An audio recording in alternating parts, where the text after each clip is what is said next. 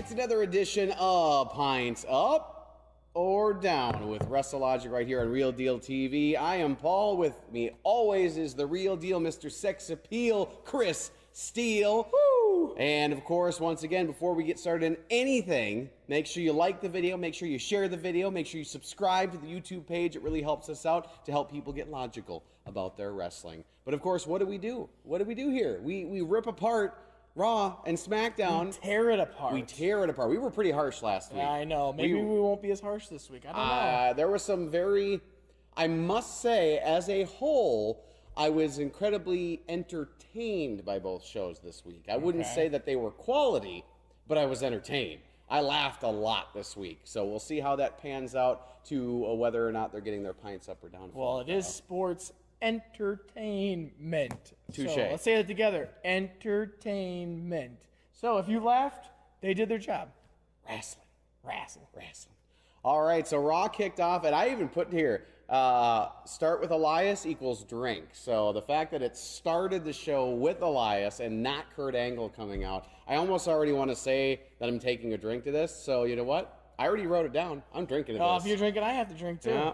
Plus it's warm. Once again, that's some lovely Pool 6 and Pilsner. it's delicious Pool 6 Pilsner from Island City Brewing Company. Delicious. In Winona, Minnesota. But no, I started out with Elias. It was really funny. The crowd, of course, was really hot with him starting the show out. Whether they stayed hot through the whole night, we'll get to that. But definitely started out hot. Was building up his IC match that he's going to have with Seth Rollins at Money in the Bank, which I'm actually very much looking forward to. I think that's going to be a really good match, and it's on the right stage for it. Of course, Seth interrupts, comes out. Then there's the whole standoff with the guitar and the chair, and who's going to come out on top? Well, of course, who came out on top? Well, technically neither, because then Jinder Mahal came out, interrupted, and then, of course, the big dog comes out, saves his buddy. Then Kurt comes out and says, never a dull moment. We're having a tag match, which obviously it was very by the book that this was happening, but at least it was four very, very talented people in a match together. Right, it's how to get the superstars on the show, give everybody their money's worth. Yep, very strong match, and I'm not going to lie, I don't think I would drink to the match if Seth and Roman had won.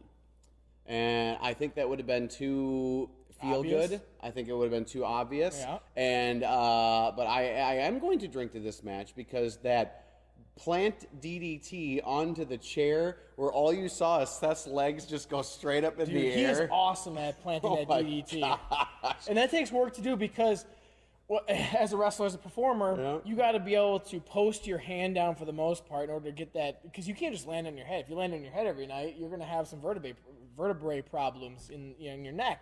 So to plant that like Seth Rollins does, and he does it every single time, awesome. I love it too, man. I'm drinking to that. Yeah, absolutely. So good. And then, of course, then to add insult to injury, gives him the drift away. And I actually really like that finisher. It's like a fisherman suplex into a cutter neck breaker thing. I don't know. Interesting. Yeah, it's unique. I like it. I'm drinking to it. Yeah, let's do it. Oh, man, that's 2 for 2. All right, up next. I'm not going to lie. When I saw Kurt Hawkins come out, I actually got really excited because we have not seen him on television in an incredibly long time. Yeah. He was another one, kind of like Ty Dillinger last week, where I'm like, oh, he is still employed. So it was good to see him come out again. And, of course, he was building up the whole, I've got 199 losses. I'm not going to get another one. And then they have this, like, absolute jobber, So you're like, okay, finally they're gonna have him win and break the streak. And actually, I kind of forget that Kurt Hawkins is an actually very talented wrestler. Oh, yeah. Because he looked very good in the match. But then, of course, and this is where I'm really starting to enjoy what they're doing with Baron Corbin, because he's literally just become the I'm going to ruin everyone's day gimmick. Yeah. He comes out and literally that's all it was, oh, you think you're going to have a good day? Well, remember, that's what the Shield used to do, except for they were in numbers of 3 instead, and they used to come out and ruin the end of shows every single week. I don't know, though, but, Baron's he's such a bully, the way he carries himself, the way he came out, and then the look of utter despair on Kurt Hawkins' face when the bell rung for the disqualification. I mean, he literally looked like someone had just pooped in his Cheerios. He was so disappointed. As much as this was just absolutely ridiculous, I'm drinking to it because I thought it was hilarious, and I'm glad that they brought Kurt Hawkins back into the fold because I feel like his losing gimmick is a very good one, and I felt like they kind of shoved it under the rug. So I'm glad that they brought it back up to the surface again and given Baron a little bit more of a gimmick too. So. Yeah, I mean, I like that you said that last part there. Now we're finally understanding what Baron Corbin is. Not that we didn't know. He's got the bully look to him anyways. But he comes out, does his, I'm going to crap all over your day, is basically what his gimmick is. I don't know where they're going at this from here on out. I don't know what the long-term future is for him. He's the constable now. Oh, okay. I'm talking about, is there going to be some title runs or anything like that? But I'm going to drink to it because of the fact that I guess unless you go to a live show, that's where you kind of find out who still has a job and who doesn't. Very true. Yes. Very true. But on Raw, sometimes they bring someone back. You're like, oh, they're still there, huh? Oh, okay, I didn't know that. But if you go to a live show, that's where you can really find out who's still got a job that you didn't know about anymore. But I'll drink to this as well with you. It was entertaining. Raw is 3 for 3 already.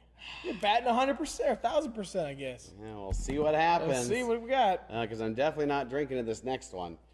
This one I did not enjoy at all. It was the Natty... Well, and the Natty Naya match should have been something worth drinking over. But the awkwardness that Naya and Rhonda have created just brings everything around them down. It just... I mean, I truly do understand what they're trying to do, but I don't feel that Rhonda nor Naya are a strong enough actress that they can pull this off. Well, Rhonda not, because when you're in the UFC, you're going out there actually to beat someone up. You're trying to beat some ass, and because if you don't, you're going to get knocked out. So Rhonda doesn't have that, whereas that's where you need to have the WWE people step up and help her along. To me, as from what I've seen so far with Rhonda, she now has all the skills because they're really cool, they're really quick moves, which comes from UFC, but in UFC, it's not about entertainment. You're out there to serve a purpose, which is knock the other person out. Otherwise, you're going to get knocked out. So, I mean, when you watch them, it is so awkward. It's like this. Hey, Paul, you want to be my friend?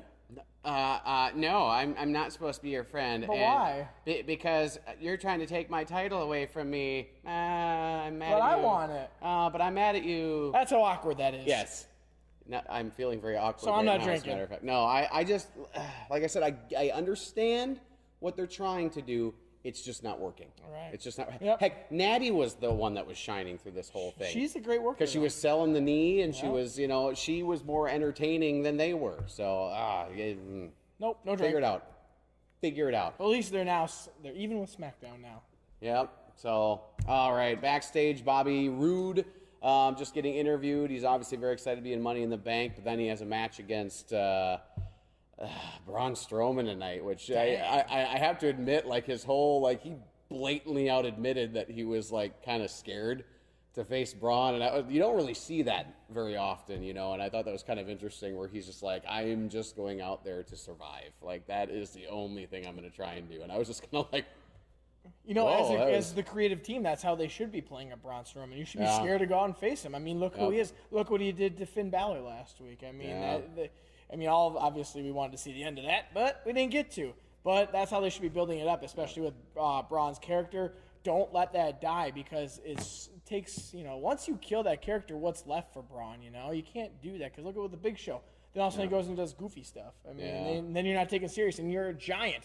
You're literally 7+ feet. Don't let that die. Yeah. That's what I think. So, so then it went into the match, Bobby Roode versus Braun. It was fun. It was a good match. They both did, I think, what needed to be done. And that bit, the only thing that confused me a little bit was, why did Bobby Roode think that just a ladder across the walkway was going to stop Braun? I mean, maybe he thought it was going to slow him down, but obviously we know what it was really meant to do. It was meant to do that terrifying. Braun just broke a ladder in half with his bare hands. Absolutely. And I will say the acting skills of Bobby Roode really shined through on this, because after he broke it, that stumble, fall back, and utter oh my God, look at his face. Bobby, maybe you should be in Hollywood. And you know what? I'm drinking to that, because that is called selling. What Bobby Roode did, that was selling for Braun Strowman to make him look even more monstrous than he already looks. You got to keep doing that. And if you don't sell, and Ryback says this all the time on his podcast, you can take a lot less bumps if you know how to sell. And that's what that is. He's selling how big and how vicious Braun Strowman is supposed to be. So I'm going to drink to that. Yep. If it hadn't been for the ladder break, I would not be drinking to this. Well, good thing they broke that then. Up next, KO backstage. Fine. He's fine on a mic, and, he's just talking about his match coming up later on. So nothing that big of a deal.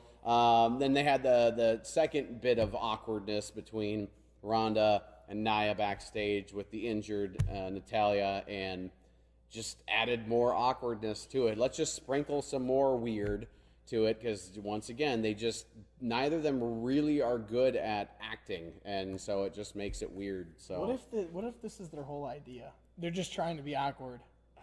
Wouldn't that be funny? I guess they're just trying to be awkward. But how do you Oh, it was all a root. I mean, you can't. I don't know. Maybe it's just the awkwardness. We'll see what happens. We'll see what happens. Let's move on. But moving on. So up next, they were going to get into the Tag Battle Royal, which I was really excited for when they announced it last week. I was like, this is going to be a lot of fun. But Bray and Matt come out and kind of give a little shtick about how it doesn't matter who wins. We're going to destroy them anyway. And delivery-wise, very good promo, actually. I thought they did an excellent job. They both have good mic skills.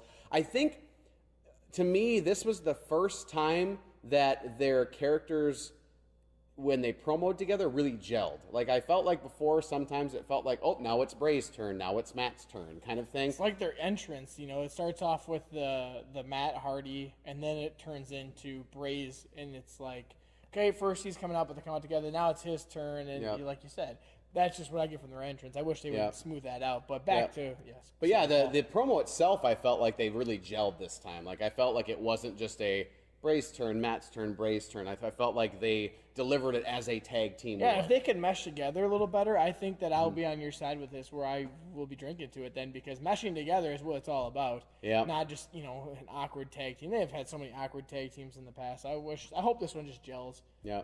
So the Tag Team Battle Royal,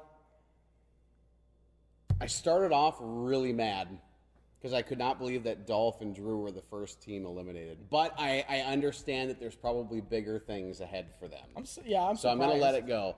However, the one thing that really boggled my mind is Authors of Pain weren't in this. And didn't they put it back down to NXT now, or? No, that was the Revival. And now they're back on Raw. So that's the weird part for me. See, it's like these two are fighting for a spot on the main roster, and I don't know. Maybe they did drop back down to NXT and we don't know about it. Apparently they're still on the house shows, but right, yeah. So maybe they're just waiting for the moment to really bring them back. To me, that's dropping back down when you go down to the house show. Although it's on NXT. I see what you're saying. Sorry, okay, I got you. Off TV. I got you. And maybe they're trying to figure out between the Authors of Pain and who was the other one? I'm sorry. Sanity, and then the Revival too, because the Revival actually showed up on NXT. There's a bunch of them. Yeah, because Revival showed back up on NXT television. But then they were just right back on Raw again. Sanity still hasn't even debuted yet, but we'll get to that when we get to SmackDown, because that's a whole nother rant I have about that. Whole nother rant. But okay, back to the match at hand. It was the Battle Royal. It was fun. It was good. It did exactly what it was supposed to do. The only thing I didn't like about it is it got to the point where when you looked at who was left in the ring, you're like, okay, we know who's going to win. Like, to me, if I had booked this, I would have had Drew and Dolph be the last team with the B team, because then it's like, oh crap, this could go either way. Right. Whereas when it comes down to the B team and Rhino and Heath Slater, it's pretty obvious who's going to win this. I mean, I love Rhino and I love Heath Slater, but let's be real. They haven't done anything with them. They're not going to all of a sudden get a #1 contendership just like that. It's just not going to happen. Well, besides that, though, I'm going to drink to it. Oh, I'm drinking to this because it was awesome, because the B team won. Yeah, absolutely. I know. That's I'm just saying I would have. I'm not going to drink as enthusiastically to it. However, I'm still going to drink to it. Because I would have done it a little differently to make it a little more, oh my gosh, who's going to win? It was too predictable, but here's another way you can look at that, Paul, just from a worker standpoint, is if the B team eliminates Dolph and Drew, does that make Dolph and Drew look weaker? I don't think so, because they could have done it the exact same way they did it because technically it was an accident how Rhino got eliminated. Well, yeah. If they'd done it that way where, Accidents. Dolph, because Dolph spent so much time on the apron anyway, he could have been over the apron, then, even if it was like Drew gives frickin' Bo Dallas a Claymore and he falls back into Dolph and knocks him off, and then there's, Curtis celebrating because they won, but Bo's knocked unconscious. They could have still made them look incredibly strong. Right. I mean, yeah, you're right. This is predictable, and I would agree with that. But the B team won. The B team won. What's going to happen? And what did I tell you? There is official merchandise with the drawn B on WWEshop.com. You sent me a photo. I did, but as much as I want one, I'm not spending $27.99 on that. I'll make you one. When it goes on clearance and it's $6.99, then I'll buy it. Perfect. Let's All drink. Right. Drink. Hey, Raw's not doing bad. Oh, God. Please just kill this. Bobby Lashley, Sami Zayn, stupid. That's all I want to say. And the dig at the military thing I thought was too much. I almost wonder if Bobby Lashley didn't know that was going to happen, because he looked like genuinely pissed off. Unless maybe he's just that good at looking pissed off. He's got to be good, because I think all this is so scripted nowadays. I just listened to Ryback's podcast. I'm sorry, I'm a big fan of the conversation with the big guy, and he tells backstage stories all the time about it's so scripted and this is that, and I had to do this, so it was probably scripted. I'm but sure if Bobby it was, Lashley but... looked that surprised, he's probably a good actor. Oh, that could be, Because if you do throw out something extra, you could get fired from that, and I don't think you want to lose your spot. I think John Cena is the only person that's still allowed to do that on the roster. Yes, he's one of them. I think, and obviously The Rock is, probably Undertaker, I would think, but some of those guys have some clout there where they can, Well, they know how to go off script and still make it work. And also they bring in the cheddar. Very true. Very true. Like that whole last year between Roman and John Cena, and you could totally tell that Cena was going off script because he totally threw off Roman Reigns. Yep. That was hilarious. That's the best, though. That's the best. Oh, so good. So good. All right. But so then after that, it was Jinder Mahal backstage, or actually it started with Roman. And then there was this, it was interesting because I feel like they used to do this a lot in the 80s and the early 90s, where there was the two different cameras going back and forth with the two different wrestlers, and then they get mad and end up finding each other backstage. I got a lot of nostalgia out of it. I'm like, I feel like this is what they used to do. And I was okay with it. It did what it needed to do. I'm not going to drink to it, but it wasn't bad, though. It wasn't a bad bit, but it was there. That's what it was to me. It was awesome. It was there.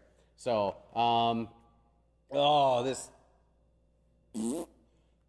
this next, I'm definitely not drinking to this next part. The 6-woman tag was such a mess. I mean, first off, let's confuse the crap out of everybody by having Alexa on the same team with Sasha and Ember Moon. So already we're like, what the frickin' A is going on here? And then against the Riot Squad, and then they did the whole Alexa got hurt and ran away, and then the whole thing with Bayley coming out for the save, and I'm just like, what is going on? Because no ref in their right mind would have let that be okay. That would have totally been outside interference. Yeah, I think the backstage creative team's confused with what to do. Yeah, so I think this was another way to build that whole Baron Corbin as the constable thing, but that's a lot of And they're also trying to show Sasha as a face. It looks like, because if they got her with Ember Moon, it says that she's a face, I would think. Well, yeah, but then they were both immediately pissed off at Bayley then after. Right, and is Bayley supposed to be the heel now? She's got too pretty of a face, or it's almost like too cute of a face to be a heel. Let's go off here on what I do. That's what I've been told by promoters. We can't have you be a heel. You have too pretty of a face to be a heel with your smile. And I'm like, yeah, but heels. You do? I do. See this? I call BS to that. I'm not saying that you're not pretty. I'm saying that look at Rick Rude. Look at the narcissist Lex Luger. They all had that perfect, or Mr. Perfect. There is the perfect example of why that works so well, because you can be the over-exaggerated, I'm amazing, I'm the best, I'm perfect. Yeah, as long as the promoter will let you do that. But I was at this one show in northern Georgia, and he goes, I can't have you be a heel because you're too white meat babyface. Essentially, a John Cena is what he was telling me, and eventually I did start getting booed because of that, because it was boring. and I wanted to change it. It's more fun to play the heel if you're working. You can just kind of go off and do whatever you want.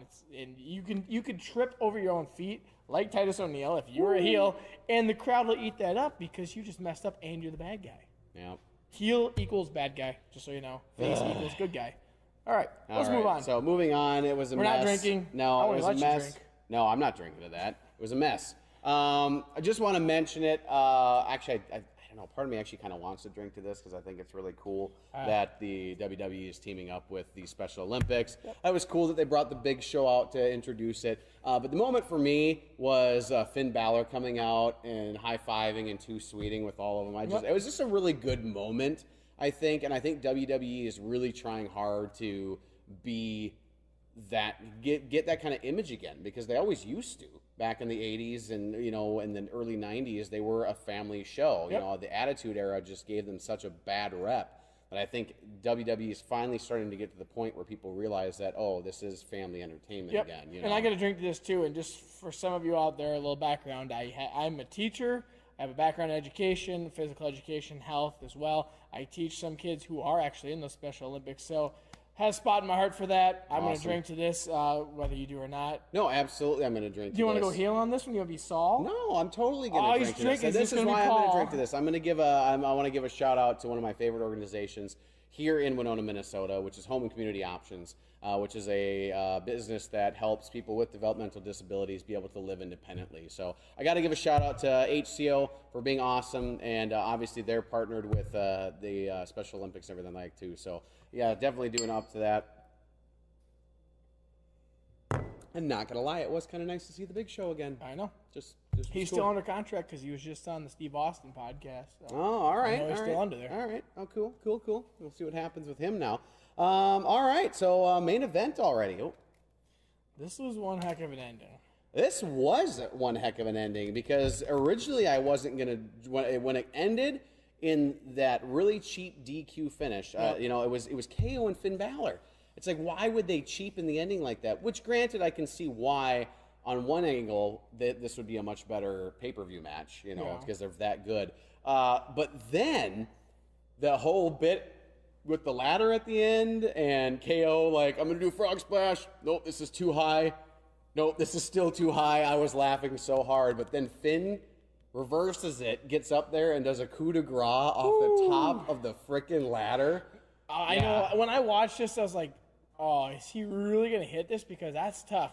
Now, I don't think he hit it as spot on as he probably normally would have because of the height. Creative angles with the camera. That's what I was going to say. The creative angle with the camera didn't show that, which is great. Don't want to give that away to the millions of viewers. If the 15,000 people that were there saw a bad move, whatever. Although they all cheered for it when he hit it. So. Right, but still, the only people that can really see if it was hit properly are probably the first few rows. Yeah. But yeah, that was awesome, and I absolutely had to drink to that because I didn't think it was going to happen. Even watching the frog splash off the top rope from KO, I was like, ooh, gosh, he's taking a lot of bumps right now. And then all of a sudden, I was like, no way is he going to do another one off the top. If he did that, boy, I was about to pop. Yeah. But I still had to pop off with just Finn Balor doing the coup de grace on to KO from the top. That was crazy. I do not want to be KO sitting on the ground there. I know he's got a lot of belly there, but still. Well, and that was what because he was selling it really well too, and I'm like, is he really selling it, or does it just really hurt that bad? No kidding. So drinking to Finn and KO, nicely done, gentlemen. So that was going to wrap up Raw, and Raw did pretty good this week compared to the previous week. So they had 7 pints up, and we'll see what happens with SmackDown. I really felt that Raw delivered this week a little better than normal. Although we had some awkwardness, I still think that they had some interesting segments, something with some substance that we could get behind a little bit, especially the ending. I was a big fan of that. That might come up somewhere in the end here, but just letting you know. Spoiler alert. Spoilers. But nicely done, Raw, and up next is SmackDown. All right, so SmackDown up next, and of course, because it's an hour shorter, we always give it its what? 3 drinks. That's right. It gets its 3 to kick things off. 3 drinks. Once again, not 100% if they're going to need it this week, but we'll find out. Last week, they did not need it. Not even close. At all. Nope. That's why it only got 1, and it still came out on top last. It would have come out on top even without the 1. Right. So we'll see what happens this week. But starts out, Mella comes out, and she is just tearing down Asuka, like absolutely tearing her down. I was really kind of shocked at how harsh she was really getting. Like, oh, look at how amazing she used to be, and it was like, oh God. Like, I really wish she still had James Ellsworth with her. I kind of do too. Like he was funny. He was really good. I'm actually kind of surprised. Like they got rid of him because because you know how she won that Money in the Bank was because he went up on the ladder and grabbed it. Well, I correct? understand that, but that's just so much heat for someone. I know. I mean, I don't know. I don't think that they had any real reason to get rid of him, and I don't think they should have. But whatever. I know he got shocked by it. I was listening to the Stone Cold podcast again, and James Ellsworth was on, and he was pretty shocked when he got the call. It sounded like, but whatever. He was grateful for his time there, and who wouldn't? Absolutely. Be, right? I will say I read the article that he did say that. He goes, you know what? I can't be mad because there was a lot of times he was like, I don't even felt I should have been there in the first place. Yeah, so he's very humble about it. He did his job well, though, I would say. No, I would agree. You know, he was kind of a creepy little weasel, but that was his gimmick. It worked perfectly. I'll be the creepy weasel if necessary. He was a tag team champion in some independent thing on the East Coast with Gilbert. Those are two awkward guys. Yeah, Gilbert and James Ellsworth, tag team champs. The tag team sexual predators? No, I was going to say Gillsworth, but whatever. Sexual predators. Maybe we'll go with that. All right, but anyway, so Mella just ripping down Asuka. Then, of course, Asuka's going to come out and stand up for herself, obviously, as a person should. And then Mandy Rose and Sonya Deville come out, and they think that they should have the right to beat up Asuka, and they can't decide who's going to do it. So then Carmella tries to start playing the leader here and saying who should do it. But then, of course, Paige here comes out and decides that I'm the one who does this, but then lets Asuka decide. So it's kind of funny. She's saying, oh, you guys don't get to pick, but then she lets her pick anyway.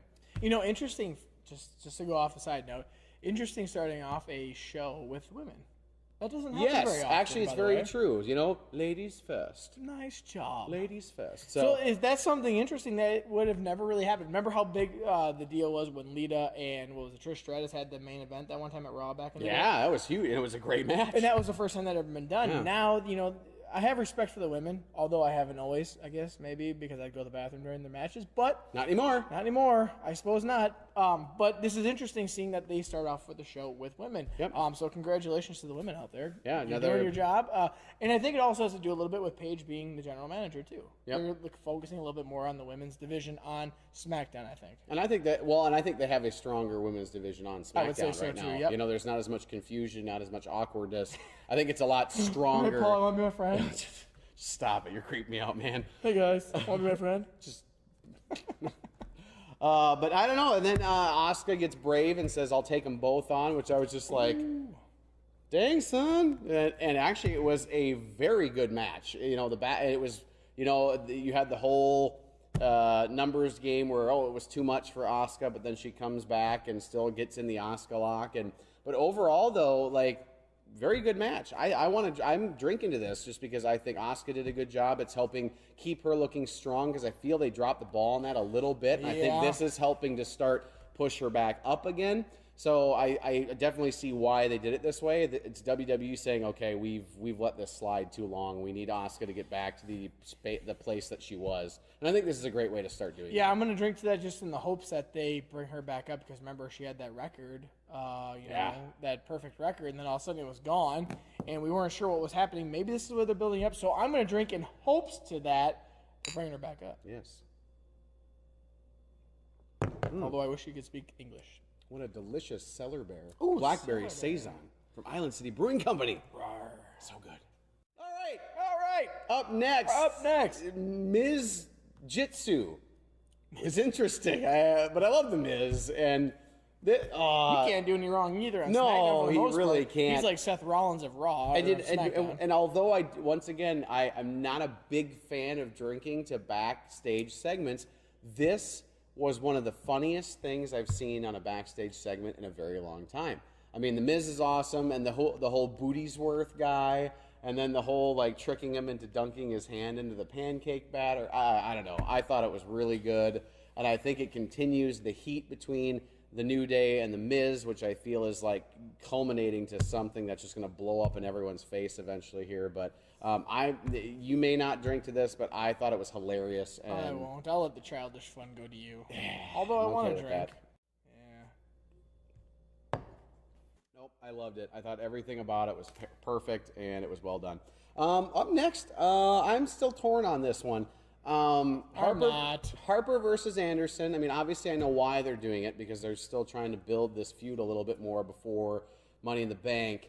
And although it is good to see Gallows and Anderson get a win, it was a cheap win. Yeah, you know, and I mean, but it was funny because I was talking to my wife about this during this match because I mean Harper owned that match. I mean, he was decimating him. I don't think Harper gets enough credit. Like I think he is, and I know before he got injured. So I know before he got injured, he was up for a big singles push. Yep. And I feel that very soon down the road, and it's nothing against Rowan, but I just feel that Luke Harper has more talent than to just be stuck in a tag team for too much longer.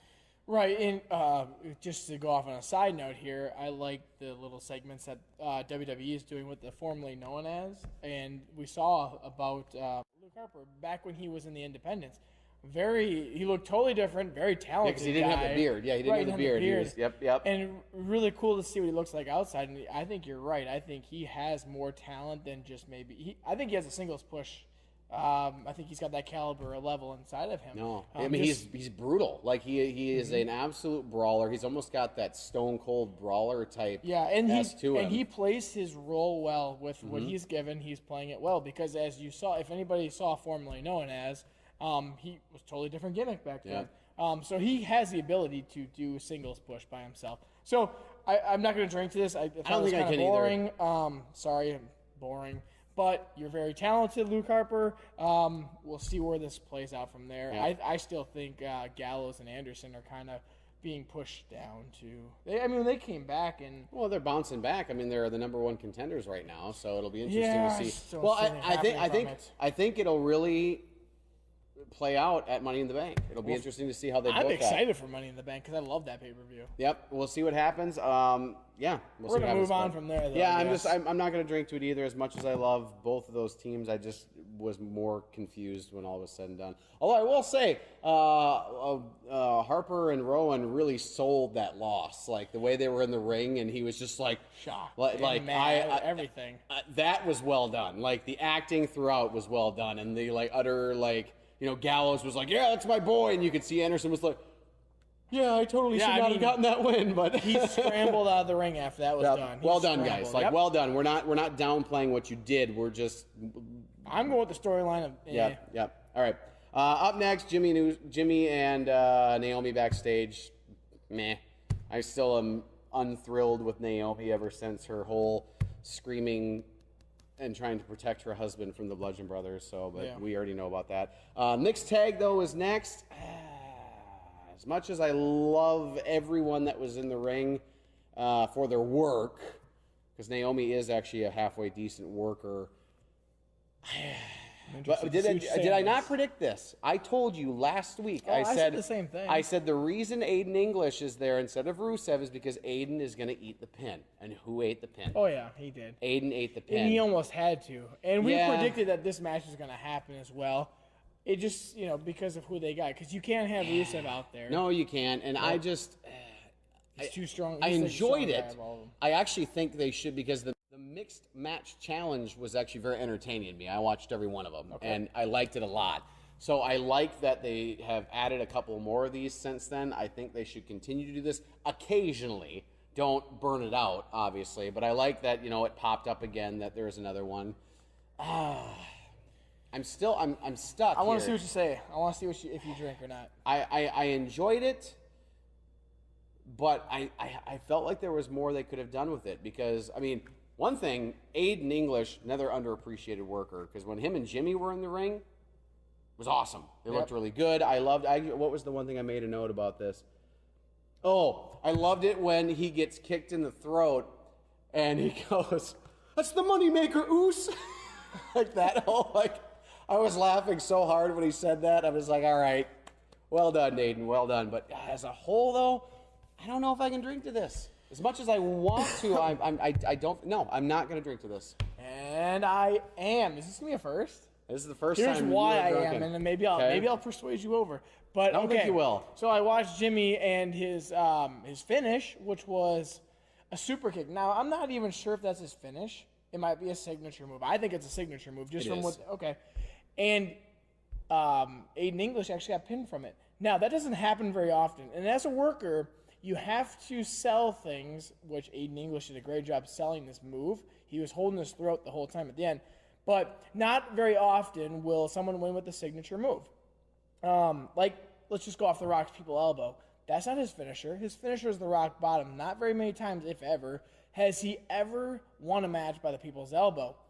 Maybe he had when it was accompanied along with the Rock bottom. But when you get a signature move that actually gets a win, that protects that person's signature move compared to their finisher. So, Stone Cold had a couple of those different type of signature moves, which was maybe one of them. You had the Luthez press with the beat down afterwards. Right, yeah, but he never mud hole stomps. Yeah, but he never won a match. Oh no, never won them with those. So this is very surprising to me, and it protects whatever Jimmy's finisher is. I'm not even sure if he has one because he's always in a tag match.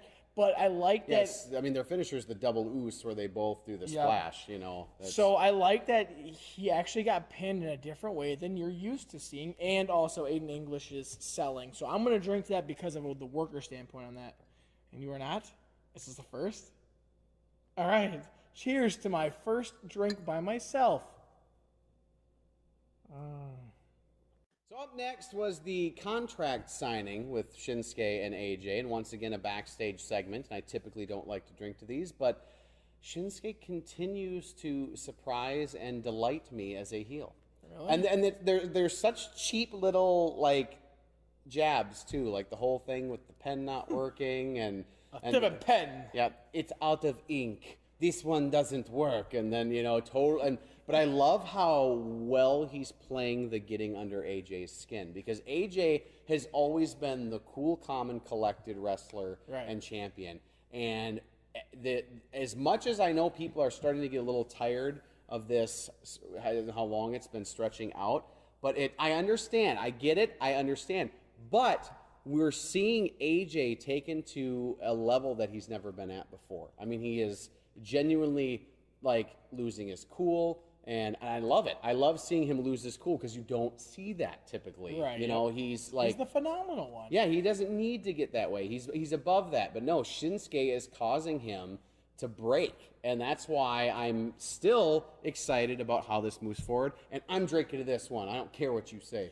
And I'm not, because I think that Shinsuke as a heel is awkward. I love him as a heel. He's just like... He just goes like this, like...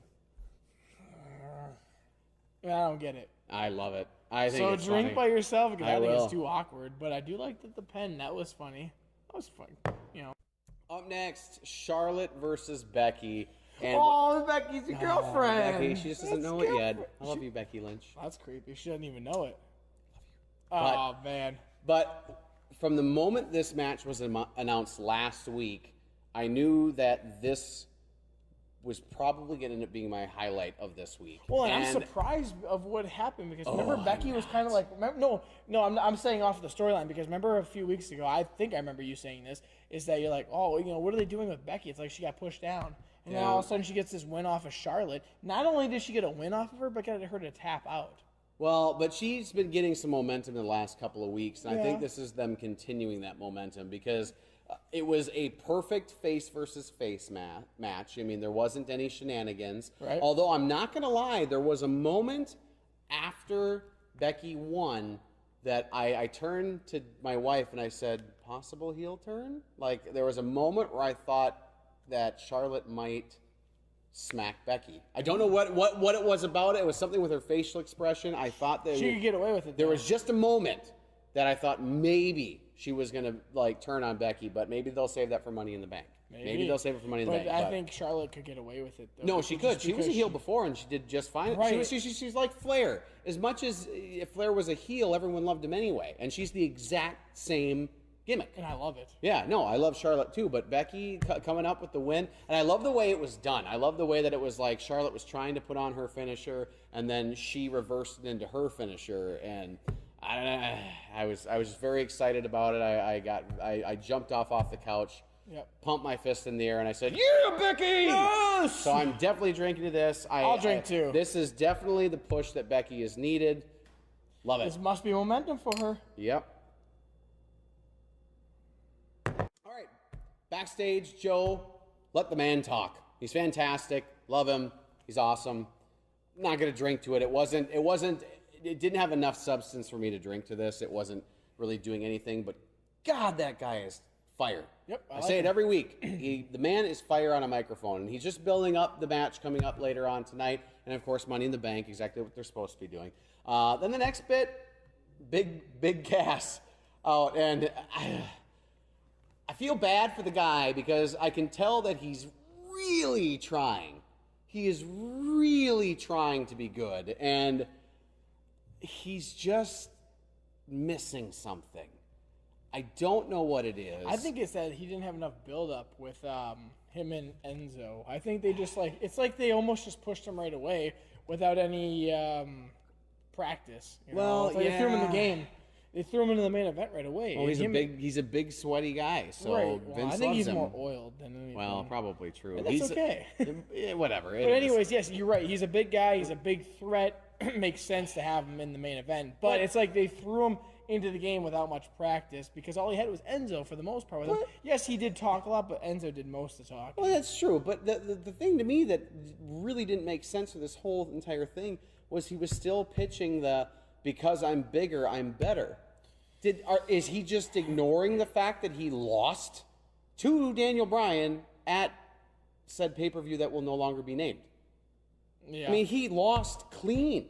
And I hate this thing that WWE has been doing a lot lately where they just ignore things that have happened. Yeah, it's like he's saying, I'm better just because. Yeah, and it's like, I mean, I understand he's a heel, so he's going to do that, but at least play off of it. Like, he legitimately looks like he's ignoring that happened. At least play off of it a little bit. Like, do the over-the-top ignoring that never happened, not the just, did he legitimately forget that he lost at Backlash?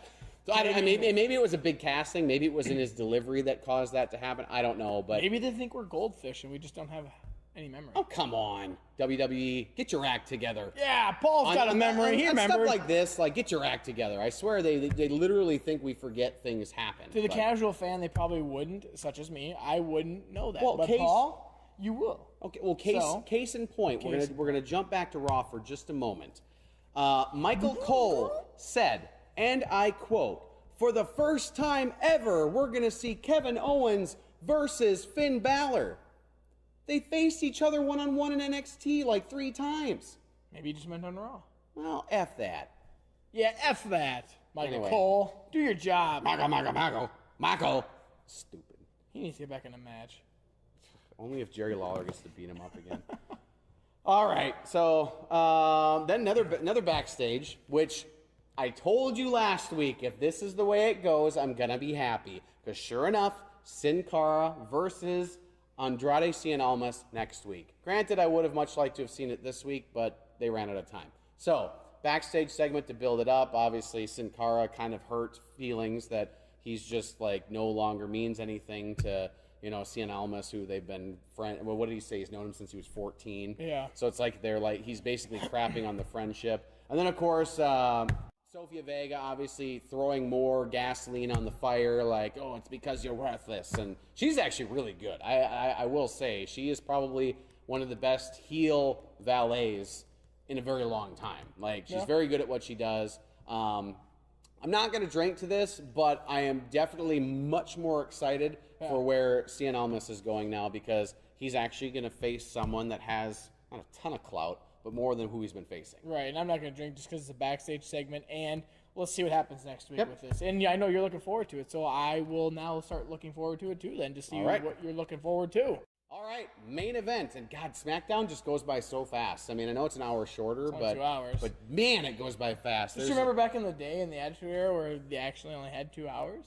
Do you remember way back when Raw first started and it was only 1 hour? I don't. I didn't watch it then. I did. I saw, young. for the record, I saw the original Raw, the first one, and it was only an hour with commercials, so it was technically only about 46 minutes. But anywho, main event, New Day versus Samoa Joe The Miz, and my boy, Rusev. So, first off, when I heard the match, I was a little confused because I was like, it's kind of strange who they're all throwing together. But it did, in its own weird way, make sense because it's basically all the people who are in the Money in the Bank, and they just took the faces versus the heels. So it made sense. But a lot of talent in the ring, and that really showed well in this match. I thought it was crazy good. The work was really good, and it was not a finish I was expecting. I was not expecting the heels to turn on each other like that. Funny though. It was so well done. The whole thing with the pancakes. And then pancakes is cheesy to me. I thought it was good, and then the Mashka kick, and then Samoa Joe just gives him, and then Rusev and Samoa Joe working together to finally finish off the Miz, and then just leaving him there for the slaughter for the Midnight Hour. That's right, that's their finisher. Right? Midnight Hour. That's right, because it's the big ending with the. All right, but anyway, I loved this match. I thought it was really well done. The work was really good. It continued moving the story forward as far as Money in the Bank is concerned, because basically the heels all basically said, screw you guys, it's every man for himself come Money in the Bank. I do not care. I do not care what happens to you. So I'm drinking this just because, well done. It to me, helped SmackDown end on a high note. I'm drinking. Are you? You're the deciding factor. Gosh, I go off of work. The work was fantastic. Yeah, So if you're going off just the work, you should. But then I'm a storyline whore, as you guys know. But where do I go? It definitely progressed this storyline. It did, and all your points are so great that I think you may have persuaded me to drink. Because when I was watching this, I was like, I don't think I'm going to drink to that. But you made such good points. Doesn't happen very often, but I have my moments. Well, I think I persuade you on things. Do you want the deciding factor? What's the deciding factor? It's hot in here. The deciding factor is it's hot in here, and it does it does progress the storyline of every man for himself, and I like that, and the work was fantastic. Sheesh. Hey, Chris. Hey, Paul. What was your moment of the week? Moment of the week was the coup de grace from the top of the ladder. I was not expecting it. I saw it, didn't think it was going to happen, and it did happen. And that is my moment of the week by far, because I would not want to be Kevin Owens on the ground taking that. I'm sorry, but you know what? I wouldn't even want to be Finn Balor taking the splash off the top rope. But going higher and taking the double, feet to the sternum, that has so much to go wrong. For both people. Well, not really for Finn. He just falls on his butt. Well, he falls on his butt, but if he comes down wrong, he could tear his ACL. He could snap his legs. Yeah. I don't know, but ribs are nothing to joke with, because here's the thing with ribs: you can't bandage up a rib. I mean, you could put something around it. Yeah, that's it. DDP wore one for 6 years. Yeah, guess what? Coughing and trying to work in the ring won't happen anymore. True. So that's why my moment of the week: Finn Balor doing the coup de grace to Kevin Owens off the ladder. I didn't think it was going to happen, but it did. That was my close second. But my moment of the week, and I already thought it was going to be my moment of the week, was Charlotte and Becky. Okay, that's a good one. They put on such a good match, and I'm just so excited to see Becky finally get some momentum, because it is so well deserved. She's so good in the ring, and she's been held down for far too long. So that is my moment of the week, is seeing Becky triumph over Charlotte. So, that was Raw. That was SmackDown. SmackDown coming out on top again. Just barely. Raw is getting much closer now. They're working on it. Maybe we're giving too much of a handicap to SmackDown. Maybe we are. What do you guys think? Comment below and let us know. Are we giving too much handicap to SmackDown? Do they only deserve one drink? Do they deserve 2 drinks, 3, or 0? You tell us. We don't know. Tell us. But because as of now, I mean, Raw comes out losing again, and not by much, only by a half a drink. Right. Half a drink. So 7.5 to 7, SmackDown coming out on top again, continuing their streak of wins. There was a tie in there, but they still have not lost. Right. Basically since the Superstar shakeup. Yep, so, that's true. So SmackDown, I guess, keep up the good work. Raw, you're getting there. Getting there. It's still a little messy, but you're getting there. And I think Money in the Bank is really going to be a turning point for everything. We'll see. I'm excited for that. Still another week, though. It's, oh, my God. I feel like it's been so long since we've seen a pay-per-view. I know. That was another edition of Pints Up or Down for Raw and SmackDown. SmackDown coming out on top. I was Paul. This is Chris, the real deal, Mr. Sex Appeal Steel. Oh, and as a quick note, I do have to give a pint up for Colt Cabana and CM Punk coming out on top in their little trial. As I have met Colt Cabana face to face, great guy, and glad to see that they came out on top. Sorry, WWE, but come on. Messed up case. But anyway, moving on. Once again, you can book Chris. How can they book you? They can reach me at email, chrisjacobson18@yahoo.com, Instagram, chrissteele25, or on Facebook under Chris Steele. Just look for the sexiest guy out there. Then they'll find me. They might. I'm still surprised that there's 25 other Chris Steeles on Instagram. Anyway, moving on. We'll see you again next week for another edition of Pints Up or Down. Like, share, and subscribe to the YouTube page. It really helps us out to make sure we're keeping people logical about their wrestling. We'll see you next week. Ah!